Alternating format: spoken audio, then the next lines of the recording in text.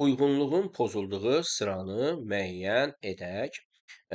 Demək, birinci növbədə bizə konvergent verir. Konvergent, toqquşma, havaların bir-birinə yaxınlaşması deməkdir. Görək materik və okeanların toqquşması. Bəli, materik və okeanlar toqquşan zaman, bu zaman, qövsfarı adalar, yəni adalar qövsü formalaşa bilir. Bəli, bu bənd doğru bənddir deyə, yəni biz bunu seçməyəcəyik. Növbəti bəli, konvergent materik havaların toqquşması. Bəli, bu zamanda sıra dağlar, bəli, qırışıq sıra dağlar formalaşa bilir. Bu da bizim üçün doğru bənddir. Yəni, amma bizdən uyğunluq pozulan sıranı istəyir. Divergent sərhədlər, bəli, okeanların uzaqlaşması qeyd olunub. Bəli, okeanların uzaqlaşması nəticəsində vulkanik adalar formalaşa bilir ki, hansı ki, biz bunlara İslandiya kimi, Azor kimi, Müqəddəs Yelena və sairə kimi adaları aid edə bilərik, hansı ki, bu bənd də doğrudur. Ona görə biz bunu doğru bənd kimi göstərə bilməyəcəyik.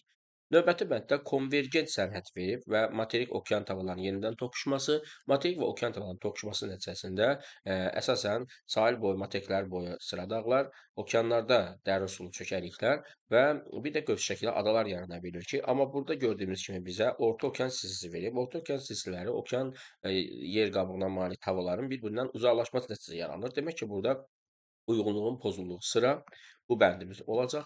Növbəti bəndimizə də baxaq görək doğru göstərilibmi? Divergent okeanların ayrılması və riftlərə. Bəli, riftlər divergent sərhədlərə əmələ gəlir və bu da bəndimiz olaraq doğru sayılsa da bizə uyğunluq pozulan sıra lazım idi və bayaq da dediyimiz kimi doğru bəndimiz konvergent, materik və okean havalarının toqquşması və orta okean silsiləsində verilən bəndimizdir.